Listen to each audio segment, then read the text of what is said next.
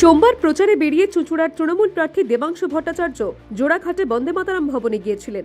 সেখানে সাহিত্য সম্রাট বঙ্কিমচন্দ্র চট্টোপাধ্যায়ের আবক্ষ মূর্তিতে মালা দেন তিনি।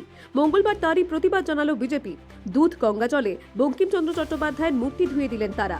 বিজেপি নেতৃত্বের অভিযোগ, ধর্মতলায় তৃণমূলের ধর্ণা মঞ্চে দলনেত্রী মমতা বন্দ্যোপাধ্যায়কে দেবী দুর্গার সঙ্গে তুলনা করেছেন দেবাংশু। চটি চাটার জন্য মাননীয় মমতা বন্দ্যোপাধ্যায়কে দুর্গা হিসেবে তুলেছে, তার জন্য আজকে প্রতিবাদ। এইখানে বিষটা আমরা ছড়াতে দেবো না। চুঁচুড়া শহরে কোনো গলিতে রাজপথে ভোদাংশুর বিষটা ছড়ানো হবে না।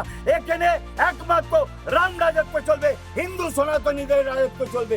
সেই কারণে আজকে তাকে পূর্ণ বার্তা দিলাম, যেখান থেকে উদ্ঘাটিত হয়েছিল বন্দে মাতরম। আমরা সকলেই জানি ঋষি বঙ্কিমচন্দ্র চট্টোপাধ্যায় বন্দে মাতরমে তংহি দুর্গা দশপহরণ ধারিণী কমল কমল দল বিহারিণী বাণী বিদ্যাদায়িনী নমামি তং নমামিং কমলং অমলং অতুলং সুজলং সুফলং মাতরম শ্যামলং সরলং সুস্মিতা ভূষিতং ধরণিক ভরণিং মাতরম।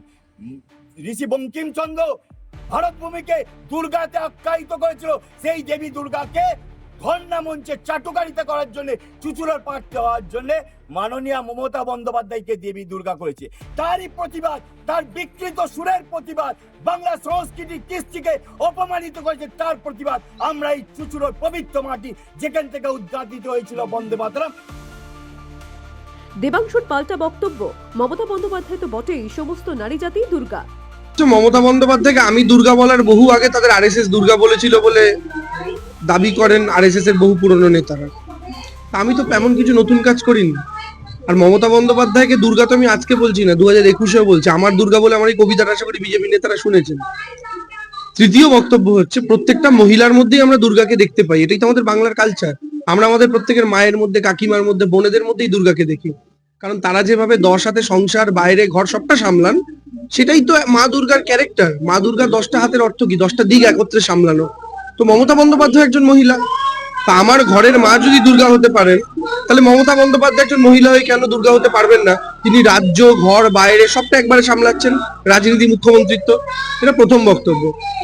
2 নম্বর বক্তব্য হচ্ছে, এরা বঙ্কিমচন্দ্র চট্টোপাধ্যায় বন্দে মাতরম ভবন আমরা যেখানে গিয়েছিলাম, আমি দেখলাম সেটা আবার তারা বঙ্কিমচন্দ্র চট্টোপাধ্যায়ের মূর্তিকে গরুর দুধ দিয়ে শোধন করেছেন। বলছেন আমি নাকি সেটা অপবিত্র করেছি। এখন আমি যখন সেখানে গেছিলাম মালা পরাতে, আমার সঙ্গে 200-র ওপর লোক ছিল, আপনারা ছিলেন তখন। আর বিজেপি যখন পাল্টা ধোয়াতে যাচ্ছে, ওদের সাথে 7-8টা লোক আমি দেখতে পেলাম না। আমি জানি না হারাধনের কয়টি ছেলে রইলো বাকি কয়, ওদের কটা রয়েছে, কিন্তু 7-8টা ছেলেকে নিয়ে চিৎকার করছে চুচুড়া মানছে না, মানবে না। ওরা 7টা লোক কি চুচুড়া? তৃতীয় বক্তব্য, যে বিজেপি নেতারা এই কথাগুলো বলে ওখানে গেছেন, তাদের মনে হয়নি সত্যি সত্যি যদি তাদের বঙ্কিমচন্দ্র চট্টোপাধ্যায়ের প্রতি প্রেম, ভালোবাসা, শ্রদ্ধা থাকতো, নরেন্দ্র মোদী যেদিন বঙ্কিম দা বললেন, রকের ভাষার মতো, যেন নরেন্দ্র মোদীর পিতৃদেবের বন্ধু ছিলেন বঙ্কিমচন্দ্র চট্টোপাধ্যায়, বঙ্কিম দা বললেন, সেদিনকে কি বিজেপির নেতারা আঘাত পাননি? চুচুড়ার বিজেপি নেতাদের সেদিন মনে আঘাত লাগেনি? সেদিনকে তো প্রতিবাদ করা উচিত ছিল যে নরেন্দ্র মোদীর এই বক্তব্য চুচুড়া মানছে না, মানবে না। বলে এনারা যা করছেন করুন। আমি রাজনীতিতে ব্যক্তিগত আক্রমণে বিশ্বাসী নই। বিজেপির নেতাকর্মীরা আমার নাম বিকৃত করে আমার নামে স্লোগান করতেই পারেন। আমি আবার বলছি, চুচুড়া শিক্ষিত, সচেতন, রাজনীতি মনস্ক এবং ভীষণ রকমভাবে সচেতন একটা মানুষের বাস। এখানকার নির্বাচক মন্ডলী যথেষ্ট সচেতন। তারা এই ধরনের ভাষা, এই ধরনের নামের বিকৃতি পছন্দ করেন না। আমি তো bureau report, the wall news.